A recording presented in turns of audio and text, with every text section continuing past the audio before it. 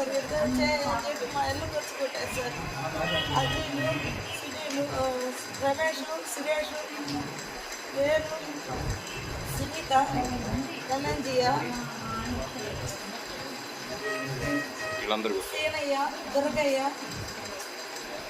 వీళ్ళందరూ కొట్టారా? జుట్టు పట్టుకుని నేర్చుకోపోయారు సార్. చెవు పెట్టుకుని మళ్ళీ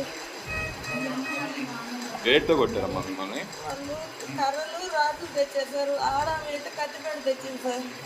ఆ కత్తిపేట కొట్టలేదు కానీ వాళ్ళు మాత్రం కర్రలతో ఎక్కడ కొట్టేశారు సార్. పార్టీ పేరు ఎత్తి కొట్టారా? పార్టీ పేరు పార్టీ పేరు ఏమో మాది ఎక్కడ కొట్టినాం ఇప్పుడు చూసుకున్నారండి. నీ అన్నయ్య ఎంతమా కూడా చూసుకున్నారండి అని చెప్పి కొట్టాడు సార్. ఎన్నకు చూపిస్తాముంటే నా కొడుకు చచ్చిపోవాలని చెప్పి ఎక్కడంటే అడ్డు కొట్టాడు సార్. మా అన్న చచ్చిపోతాడని మేము అడ్డం పెట్టినా కూడా మమ్మల్ని చుట్టు పట్టుకొని ఏడ్చారు సార్. మా అమ్మాయిని కూడా కొట్టారు సార్. బాబుని నాకు జగనన్న స్థలం ఇస్తే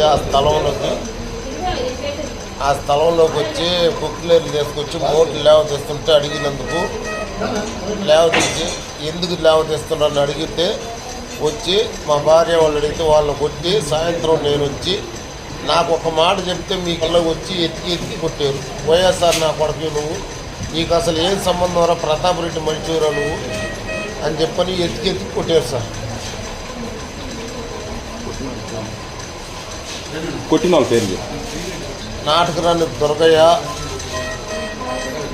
నాటకరాని ధనంజయ, సునీత, వాళ్ళ కొడుకులు వేణు, సునేంద్ర, అఖిలు వీళ్ళు సార్.